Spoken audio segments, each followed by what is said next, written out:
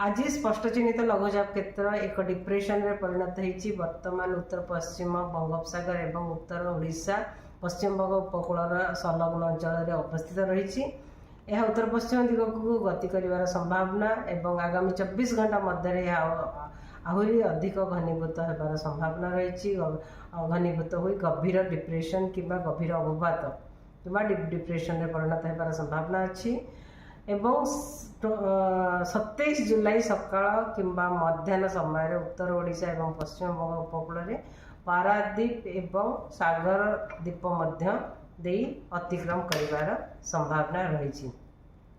आगामी 24 घंटा पाई जो देखा फोरकास्ट पूरा राज्य में अधिकांश स्थान में हल्का मध्यम वर्षा सहित प्रबल अति प्रबल वर्षा किसी स्थान में अत्यंत प्रबल वर्षा गोटे कि दुईटा स्थान होबार संभावना रही। जमती केन्द्रापड़ा जगतसिंहपुर जाजपुर कटक ढेंकानाल एवं अनुगुल जिले में से रेड अलर्ट जारी करा सहित बालेश्वर भद्रक मयूरभंज केउंझर सुंदरगढ़ झारसुगुड़ा संबलपुर देवगढ़ बरगढ़ सोनपुर बौद्ध नयागढ़ खोर्धा पुरी कंधमाल कलाहांडी बलांगीर नुआपड़ा एवं बरगढ़ जिले में प्रबल अति प्रबल वर्षा गोटे कि दुईटा स्थान होबार संभावना रही।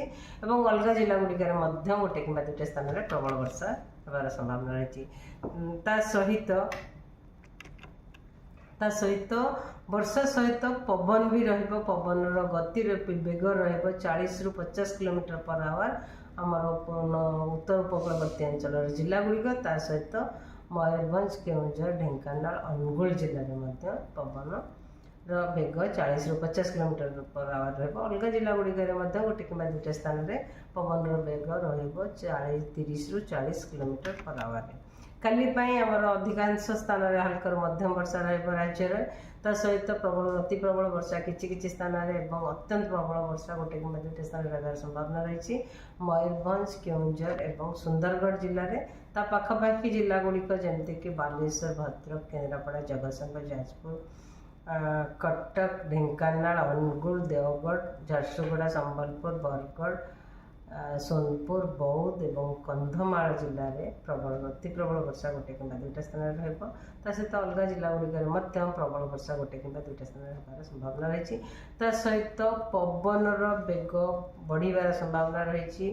पवन बेग 50 ରୁ 60 किलोमीटर पर आवर रही संभावना रही। आमर सुंदरगढ़ केउंझर मयूरभंज सहित आमर उपकूलवर्ती अंचल जिला गुड़िक जमती कि बालेश्वर भद्रक जाजपुर ढेंकानाल जगतसिंहपुर केन्द्रापड़ा भद्रक कटक ढेंकानाल अनुगुल ये सब जिले में पवन बेग रही 50 ରୁ 60 किलोमीटर पर। अलग जिला गुड़िकर पवन रही पारे पवन बेग 40 ରୁ 50 किलोमीटर पर रही संभावना रही।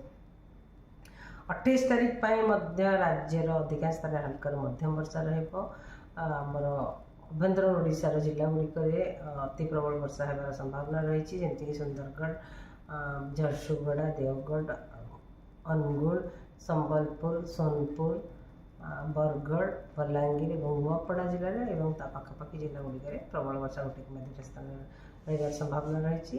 पवन रही पारे पवन बेग 35 ରୁ 45 किलोमीटर पर आवर रही संभावना रही गोटे कि दुईटा स्थान।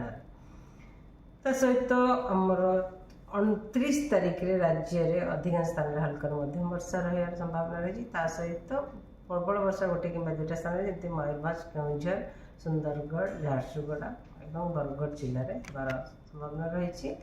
29 तारीख ठार वर्षार परिमाण बहुत कमिबार संभावना रही।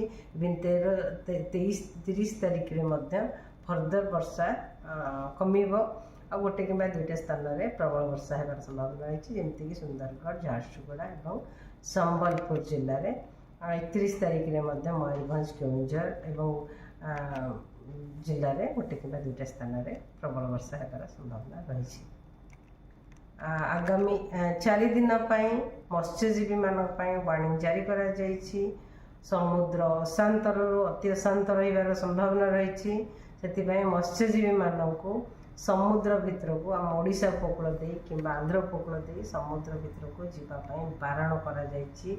26 तारीख रु 29 तारीख पर्यंत प्रबल वर्षा पाई कोटी कोटी लैंडस्लाइड भी हो पारे, हिली एरिया रे पानी जमी पारे, तलुआ जगार